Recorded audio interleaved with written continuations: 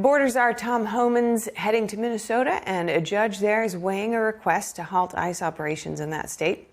As unrest continues following the two fatal shootings of anti-ICE protesters, joining us now is Ammon Blair, a senior fellow at the Texas Public Policy Foundation. He specializes in border security and immigration policy with over 2 decades of experience as a U.S. Border Patrol agent and U.S. Army officer.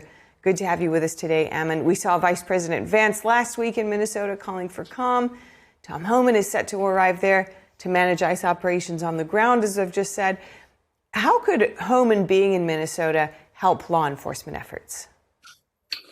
Great question. Right now, he's Trump's border czar. So leadership really matters in terms of this. He's going to make sure that our law enforcement officials, whether that's going to be Border Patrol as well as ICE, officers, are working hand in hand with local law enforcement, state law enforcement, and the governor's request. He's going to make sure that the Trump administration is fully aware and is on scene. He's representing President Trump there on the ground itself. So really, it's a kind of shows a solidarity with the governor, Tim Walz, as well as the mayor of Minneapolis and other areas within Minnesota, showing that the Trump administration understands that the loss of life is horrible, regardless of the situation, and that he is present there with them. Yeah, interesting to see those positive comments coming out from the president today about his call as well with Walz, and looking forward to seeing developments there. But meanwhile, within the state, a federal judge is weighing today whether to limit the federal immigration crackdown in Minnesota. Do judges have the power to limit the number of forces deployed to a state? No, ma'am, they do not. This was actually a case that during the Biden administration, Texas also tried making sure that the Biden administration wouldn't catch and release the millions of people coming across our border into the interior. And unfortunately, Texas lost that case. And due to the prosecutorial discretion of then Secretary Mayorkas and President Biden in terms of how they conduct immigration enforcement or border security, a state cannot dictate how that is conducted, as the federal government has preemption over immigration law. So the state itself only has the authority to conduct immigration enforcement at the same level, but it is preempted by the federal government.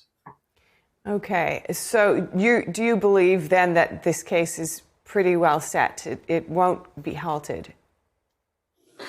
Ma'am, what they're going to try to do is they'll probably do an injunction to try to halt it. But unfortunately, due to current case law and historical jurisprudence, the state of Minnesota does not have a case. Okay. And unfortunately, what we're seeing is a complete nullification of immigration enforcement, not just for Minnesota, but many blue states.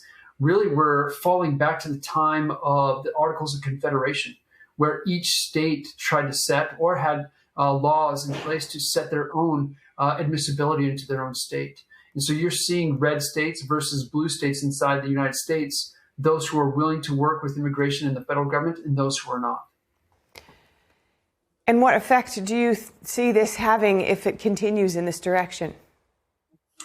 Ma'am, that's a great question. It actually started 3 wars. Benjamin Franklin, during that time period in Pennsylvania, was upset, and he called the people moving in from Connecticut as invaders. You're going to start seeing state versus state as we see that as states like California or other states that they want to keep their illegal aliens. They want to keep criminals in their public. They want to continue to nullify federal immigration law, while other states do not. So it's going to create contention because no state can really secure their borders from other states. So this is going to turn into some sort of like a kinetic war that we saw during Benjamin Franklin's time, but we could start seeing state versus state, maybe to include lawfare. I see. Okay, so we'll certainly be watching today's events and anything further as it develops. But meanwhile, the CEOs of Minneapolis-based companies are urging de-escalation as well. We heard that earlier in the show. More than 60 of them are taking part in this urging, including Best Buy, Target, 3M, calling on local, state, and federal officials to work together.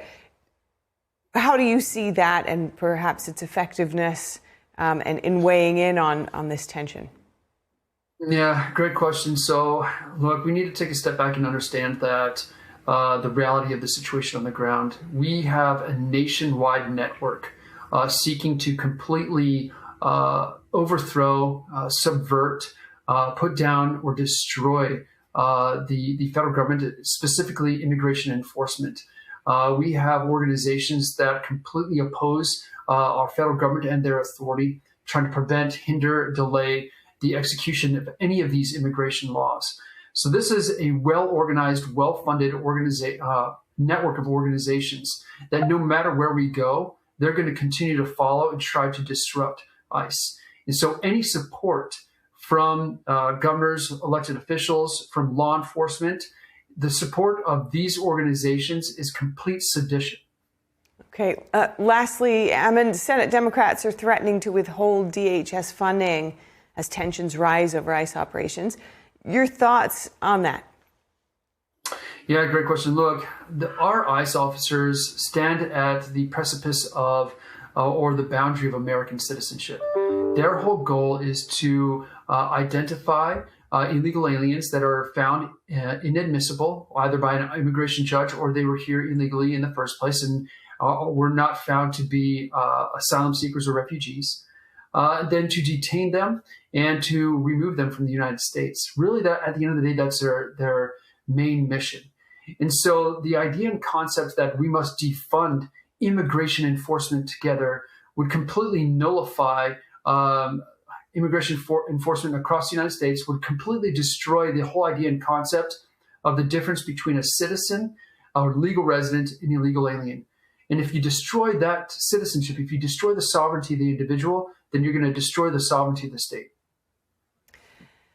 Weighty words. Thank you so much for your insights today and your perspective. Ammon Blair, great to speak with you. Thank you, man, for having me.